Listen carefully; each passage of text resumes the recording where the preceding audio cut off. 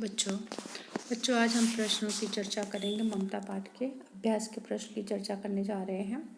यहाँ देखेंगे जो पहला प्रश्न यहाँ पर है कि प्रसाद जी ने ईंटों के ढेर में बिखरी हुई भारतीय शिल्प की विभूति किसे कहा है। तो बच्चों जो लास्ट पैराग्राफ हम लोगों ने चर्चा किया था, फिर भी देख लेते हैं कि काशी के उत्तर भारत में धर्मचक्र विहार था। उसे मौर्य और गुप्त सम्राट ने उसे बनवाया था, लेकिन उनकी कीर्ति का जो प्रतीक था, लेकिन वह क्या पूरी तरह से खंडहर हो चुका, पूरी तरह से वह टूट चुका है। उस भवन मतलब कि उसके आसपास जो झाड़ियाँ घास उगाई है, फिर भी टूटी हुई दीवारों में ईंटों की क्या है, भारतीय शिल्पकला की झलक दिखाई देती है। और इसी को ही प्रसाद जी ने ईंटों के ढेर में बिखरी हुई भारतीय शिल्प की विभूति कहा है। बराबर। फिर दूसरा जो प्रश्न है कि शहंशाह हुमायूं के आदेश का किस प्रकार पालन हुआ, वह सही था या गलत था। तो बच्चों हुमायूं ममता की जो शहंशाह हुमायूं मुसीबत के समय ममता की झोपड़ी में उन्होंने आश्रय तो लिया था, और इसलिए उसकी जगह उन्होंने हुमायूं ने कहा था कि पक्का घर बनवा देना, उन्होंने अपने मिर्जा से कहा था। लेकिन उनका घर जब उनके हुमायूं के मृत्यु के बाद उनका बेटा अकबर जब शहंशाह बना, उसने उस झोपड़ी की जगह एक अष्टकोण मंदिर तो बनवाया, लेकिन वो मंदिर इतना ऊंचा, इतना विशाल, गगनचुंबी जैसा था, बहुत ऊंचा था। अब वहाँ पर उसने उस पत्थरों पर शहंशाह अकबर और अपने पिता हुमायूं का नाम लिखवाया, लेकिन ममता का कहीं नाम नहीं था। पिता का स्मारक बनवाकर अकबर ने सारा श्रेय खुद लेना चाहा, लेकिन जिस ममता ने उसके पिता की जान बचाई थी, उसके पिता को शरण दिया था, लेकिन अकबर ने कहीं भी ममता के नाम का उल्लेख नहीं किया। तो सरासर यह देखने जाओ तो बहुत गलत हुआ है। फिर दूसरा जो प्रश्न यहाँ पर दिया हुआ है कि कहानी के आधार पर मुख्य पात्र ममता के बारे में लिखिए।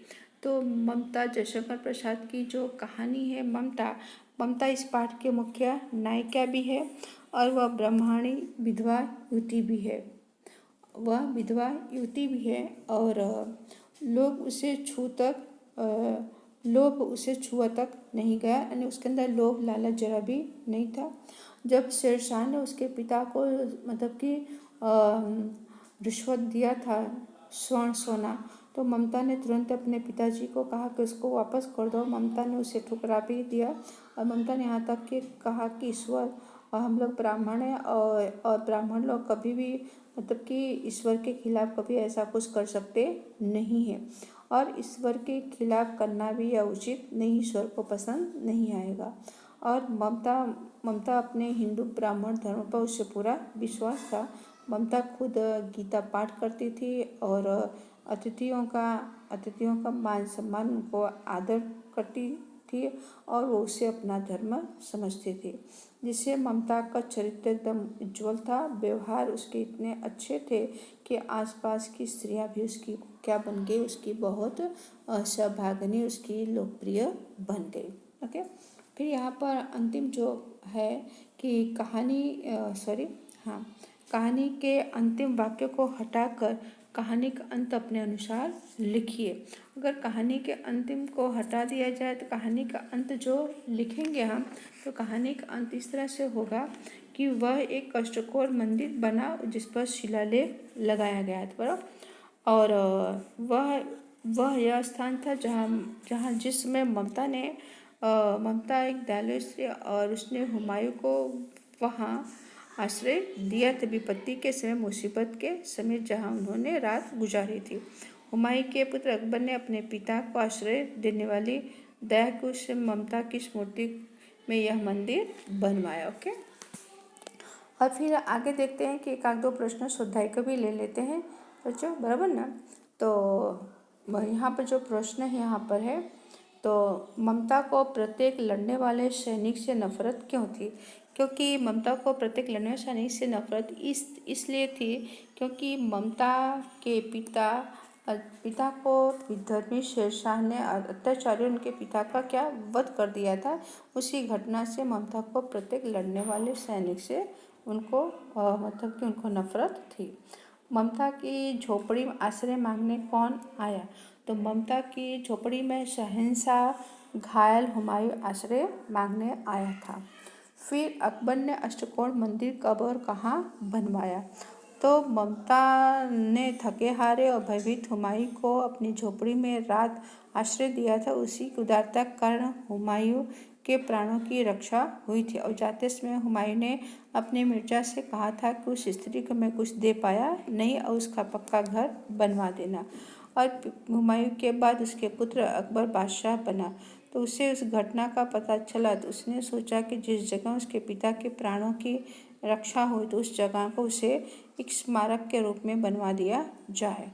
और उसने अपने पिता की याद में ममता की झोपड़ी की जगह अकबर ने 47 वर्षों के बाद अष्टकोण मंदिर बनवाया है, बराबर।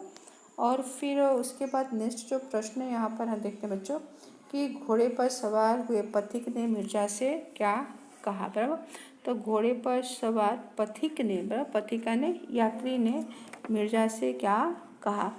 तो घोड़े पर सवार होते हुए पथिक ने मिर्जा से यह कहा कि उस स्त्री को मैं कुछ दे नहीं पाया कि इस स्थान पर उसका पक्का घर बनवा देना, क्योंकि मैंने मुसीबत में यहाँ विश्राम किया था, बराबर।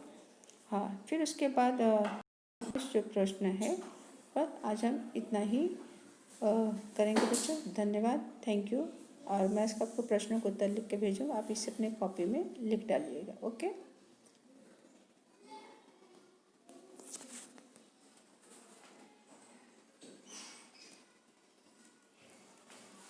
चलिए इसको भी कर लेते हैं। अंतिम प्रश्न जो है कि किस बात से पता चला कि ममता उसके सुख दुख की सहभागिनी। अंतिम 5वां प्रश्न कर लेते हैं। किस बात से पता चला कि ममता उसके सुख दुख की सहभागिनी है? तो गांव की 2 स्त्रियां वृद्धा और जर्जर शरीर वाली ममता की सेवा कर रही थी, जिससे पता चलता है कि ममता गाँव वाले के सुख दुख की सहभागिनी थी, बड़ा। तो आज बच्चों हम इतना ही करेंगे। आने वाले समय में बाकी प्रश्नों की चर्चा करेंगे। धन्यवाद। मैं आपको PDF बना के भेजूँगा, आपको इसके उत्तर अपने नोट में लिखना है। Okay, thank you.